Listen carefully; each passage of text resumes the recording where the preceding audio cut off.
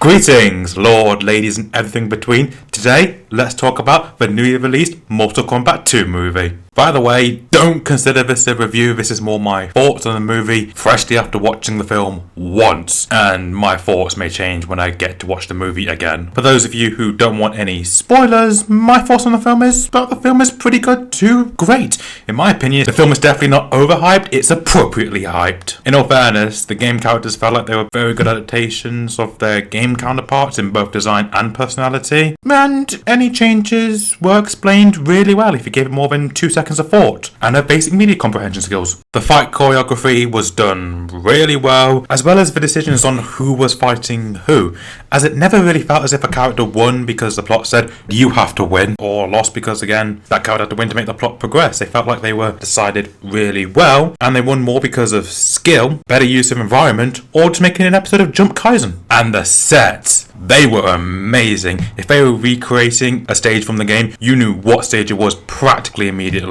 Meanwhile, film originals captured the aesthetics of the realm really well. For example, Outworld felt very depressing and desolate. Then it felt very lush by comparison. So yeah, they captured what essence they wanted really well in this film. Well, that's about it for what I could say without giving away any spoilers. So, fair warning, I am going into spoilers for the remaining of the video. So if you don't want to be spoiled, I'm giving you enough time to leave now. Wasn't it cool when the Empire showed up and unleashed Marok and showed us how efficient the Inquisitors were at hunting Jedi during this? Wait a minute. Sorry, wrong script. In all seriousness, I was debating how to structure this video, whether to just talk about the positives first, then move on to the negatives. But then I remembered, this is the internet. You ain't sticking around while I talk about stuff that I like. The internet isn't positive. So I'm sprinkling in the negatives as I talk about the positives, which there are many more of. That way, your watch time is mine, for I am no longer Night Shadow. I am Melon Lord! Anyway, let's start at the beginning with actually getting to see the last fight of Edenia between King Jared and Shao Kahn, which was a cool opening. Mind you, this is the first time in the entire franchise where we get to see King Jared fight outside of Ermac. Yeah, how's this not happened before in the franchise? It was revealed in MK9. He definitely was the main vessel of Ermac in MK1. Never saw him fight outside him. The choreography worked very well in showing the difference in the fighting prowess between these two, and it was just shown very well on screen through a move what I'm calling Darth Con, where we see Shao put down the hammer against any weaker opponents, similar to how Darth Vader now has his signature one-handed technique he uses in Star Wars against opponents he views as weaker. Yeah, it's exactly the same as Shao with his hammer. If he doesn't see you as a threat, he literally plops that thing on the ground and goes, "You suck!" But him using Jared's own weapon against him, damn, that's cold. This opening scene clearly shows how Sindel actually has love for her husband, her daughter, and her people. I mean, she was ready to fight Shao immediately after Shao had died, and only stopped because Shao threatened her people. I mean, at this point it clearly shows us how much they have learned from the backlash from Twindale, and finally put that wailing banshee to rest. Whilst on the opening scene, the final thing I wanted to talk about is Kitana being the only one to have the boldness not to kneel to Shao, and this seeming to be the reason why he decided to adopt her, with it being a bit of a call to this line in Mortal Kombat 11. Where's this boldness been hiding, Kitana? Had you shown it before, I'd have had no need for Mileena. But this does leave me questioning, why does Mileena exist in the movie franchise? If Shao has the daughter he wanted from the start, in terms of game lore, why would he ask for Mileena? This isn't a complaint, by the way, it's just more of an observation and something that should be explored in future films, which Adeline Rudolph seems like she wants to explore, so hopefully it happens soon. Getting to see Kitana train with daggers instead of her typical fans against Jade, only for later Jade to be the one to actually give her fans, further cementing their bond in this film, I thought was actually pretty cool. They're quite similar weapons, but not exactly the same, and I thought this was actually very good setup for her first fight against Johnny, as both are very capable fighters, but you can kind of tell that through this fight Kitana is trying to see what works with her fans. She hasn't quite yet mastered them and flowed each move into each other. She's very much just starting things out. If you compare this to the game Kitana, who's had 10,000 years to master her weapons, Johnny would have been mincemeat so quickly, because he has not unlocked his powers at this point in the film. So I thought it was a pretty good way to have these two on pretty even footing. They're both good fighters, but one doesn't have powers and one is just learning her powers. Again, if you want a comparison to this version of Katana to the game version, things are here versus Tenzin, where you can tell both are proficient, but one is very clearly mastered airbending, the other one is just trying his own things and he is not a master, but has trained in very similar techniques to the Starbuck they got, so it works and your brain can kind of go, yeah, makes sense, they're similar weapons and similar ranges. Moving on to Johnny. Why did they wait so long before trying to recruit Johnny to the tournament, leaving him borderline no time to unlock his green glow in this film? Personally, I don't blame Johnny for not wanting to go fight in this case, especially if you see the other people have trained and got superpowers and told you, yeah, you're speedrunning to unlock yours. Get on it, you got not even a day. When there is no visible marker that you even have these powers. Yeah, they dropped the Arcana thing, which I don't really know how I feel about. On one hand, I know a lot of people didn't like it from the first movie, but I feel like if you introduce something to your interpretation, you should stick with it, especially as Johnny's powers are basically unlocked the exact same way as the Arcana in the first film, so why not keep it and have that be the visual marker Johnny needs to know that he's getting powers at some point? Because right now, as I said, they just seem like a bunch of random people are saying, yeah, you're fighting, you're getting some powers soon. Yeah, I don't believe you, surprisingly enough. Otherwise, just imagine yourself in a situation like Lewis Tan comes up to you and says, oh yeah, you're fighting in a tournament tomorrow, you're going to be fighting against Toph Beifong, Mitsui Konroji, goddamn reincarnated Bruce Lee, Queen Maeve, and just to top it off, they're led by Darth Vader. You'll definitely unlock powers, I reckon you will at least. You'll be like, did that hammer crush your brain in real life as well? Back to Johnny. This film contains the most surprising duo in Mortal Kombat history, that being Johnny and Baraka. I did not know I needed this, but this film proved me wrong. And their fight works so well because you could tell at the start Baraka is so much more powerful than Johnny, who's just dodging and trying to survive, but does get a leg up on Baraka by jamming his blades into this log thing, I think this was, till he broke out and completely diced up that stick he tried to use to defend himself, and eventually Johnny does get knocked down. Only for then Sonya to give him, in my opinion, one of the best pep talks I have seen in a film. Not being the best, but it's definitely up there. I'm not quite sure how many of you could relate to the speech, but I did because I personally dropped quite a few passions or things that I'm good at. And when you leave them for so long, it really becomes hard to try and get back to doing them because you're wondering, am I going to be able to do this the same way again? Am I going to be as good as I was? And you kind of do debate it, and that's what makes it so hard to get back into it. So rather than Sonya saying something along the lines of, that fight is still in you, from the videos we saw early in the film, instead she goes, if you're a movie star, then be a movie star. Kind of a way of saying fake confidence until you actually have confidence, but it works. Instead of trying to think, oh, I have to go back to exactly what I was before, do it the way that was most recent to you. You'll probably work out. If they have some correlation with each other, obviously. And Johnny using the moves from the Uncaged movie from the start was so funny and stupid, but stupid in a good way. Like, this film knew it could kind of go a little bit more jovial in that moment. It was so funny that General Grievous move he did against Baraka, and Baraka falling for it. Also, the way the other fighters just thought Johnny was done before the fight even started. So funny. And Johnny looking back before and them just giving a bunch of signals saying, yep, done, and praying for you, and the cross. Hilarious. And the reason I think this is so funny is because outside of Johnny and Kano, yes, Kano was alive in this film, more on that in a second, the characters barely quip throughout this film. Like, take when Jax won his fight against Jade using her own weapon. He didn't say something like, gotcha, or, you think you're bad? Which would have probably spoiled that moment of Jax sparing Jade. I feel like it was way more effective that they just left him saying, hey, you spare one of our guys, I'm gonna spare you. And that just works so much better than a stupid, like, Marvel quip. And I have to say it, they have way more strength than I do, because how, in that throne room fight, how did nobody say, stop, hammer time, to Shao?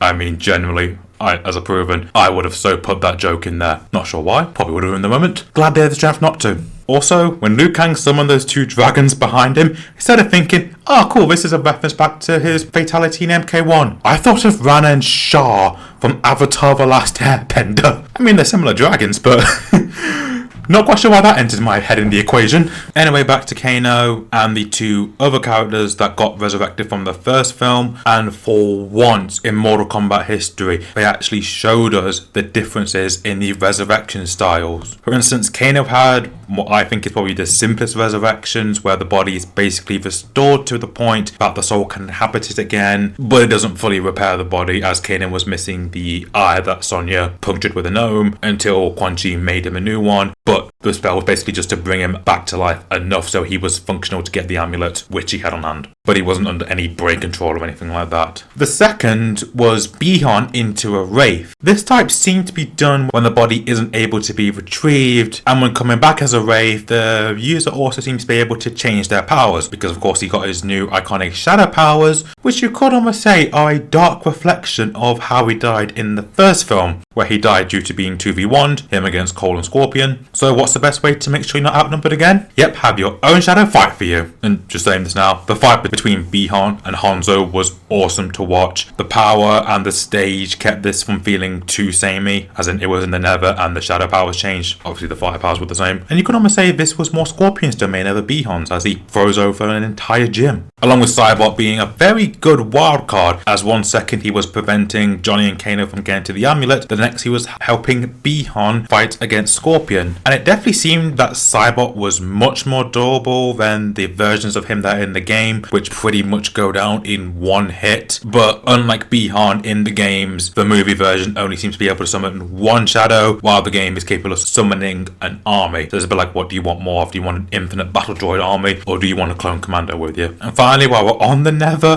when Johnny and Kano got to the Nether and told Hanzo that Bihan was alive, I was fully expecting that tranquil garden to immediately just erupt into flames. But them slowly burning away the garden is still really cool.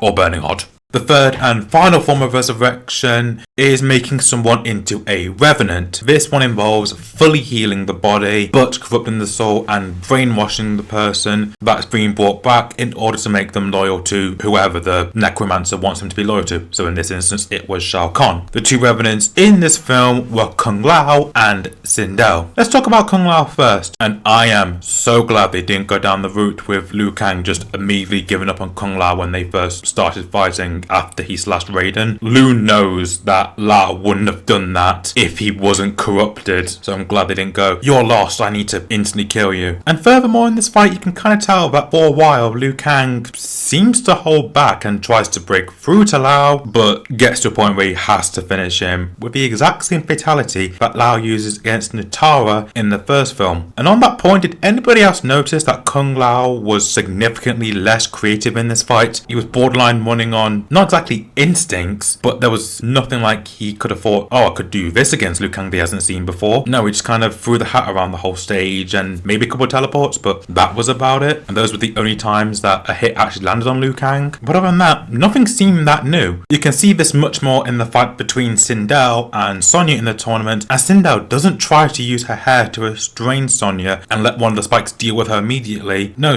all she does is her Banshee scream move. And that was literally it. I mean, it was a very good way to stop Sonya's energy rings and blast them back, but the spikes felt like they were environmental hazard, and Sonya took much better advantage of them than Sindel did, so obviously she won. I mean, admittedly, it was pretty creative of her to use her sonic scream to stop herself from landing on a spike, but again, the Revenants can only seem to operate on just enough so that we live, but not enough that we can actually finish fighters who have been trained well. But I don't really think Sindel was brought back for fighting. Instead, she was brought back so that Shao Kahn would have a way to control Katana without making Katana a revenant, as we seemingly finally get a semblance of a return of Smart Kahn. You know, Shao Kahn, where isn't just a giant muscle brain monster, he actually can use some form of manipulation, as we see him also try to manipulate Jade to keep her loyal to him in the later parts of the film. A, by saying, I know it was hard for you to betray Katana because you're a sisterly bond, so good on you and good on you for remaining loyal. And B, reminding her of where she came from, which was the fighting pits, and basically saying the only reason you have a good life right now and get to live in this royal palace is because you remain loyal to me. So if you stop being loyal to me, sending you right back to those pits. But due to what happened to Jade throughout the film, particularly with Jax and Kitana, she was actually able to rebel against Khan, remove that, I think, statue from the end of her staff and return her staff to its green version that we see more often in the games rather than the dull stick it was throughout most of the film, and actually returning her power to her. And I love her using that wordplay against Shang Tsung to help destroy the amulet by saying, I now know my loyalties, and going to the Nether to destroy the thing rather than protect it. That was cool of her. And that amulet is another way that we get to see Smart Khan as he used the amulet to make himself immortal, knowing that the Elder Gods were just not going to step in, which again is so much smarter than the Netherrealm version, which probably would have just tried to use brute strength throughout this whole thing and never used a cheat, I guess you could say. Not sure why the Elder Gods didn't step in, but I guess they know what was coming to him. And I guess they kind of knew they couldn't really do anything because he is granted immortality while bonded to that amulet. And I mean, good thing for him, because if he didn't, Cole definitely would have won. His Tonfas literally pierced Shao Kahn's neck. Without that healing, Shao Kahn was finished. And I may as well talk about this now. Cole Young in MK2 was so different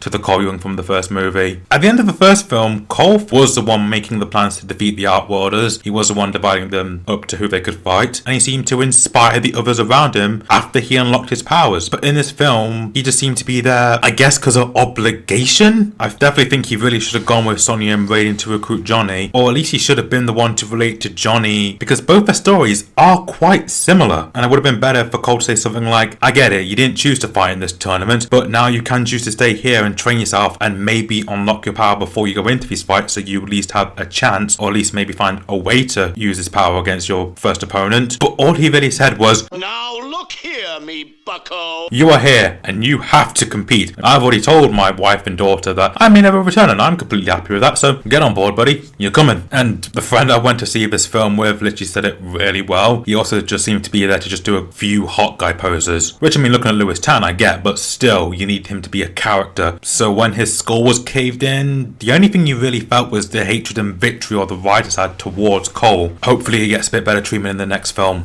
which there may be a speculation video coming out about that. Finally, let's talk about the final fight of the film, which admittedly I don't really have much to say about. Not in a bad way, the fight is cool, and seeing the accumulative effects of all characters left actually fighting against Shao in a sense, culminating in the ultimate defeat of Shao, Quan Chi's hubris working against Shao as Kano wasn't under my control, which is what allowed Johnny to get to the amulet and through the Nether and even know where the amulet was. And also the way the mirroring of Kitana and Johnny was actually pretty cool, showing the kind of new protagonist of the film franchise, hopefully moving forward. And it seems as if Johnny's green glow is the god kryptonite that it was in the old timeline, as that seems to be the final thing to push the amulet over the edge. I mean, I know it was getting 3 forms of attack, but well, let's, until they say otherwise, say that green glow is god kryptonite. And if there's something I really wish kind of happened, was that when the amulet was destroyed, I do kind of wish that like the damage Shao Kahn took throughout the film kind of all caught up with him during the course of that fight, and similar to Kane's resurrection, it didn't fully kill him. It wouldn't, like, say, you know, Cole's Tonfas all of a sudden wouldn't go into his neck perfectly, but all those wounds would all of a sudden just open back up, so unless he gets medical assistance right after the fight, he would still basically die. But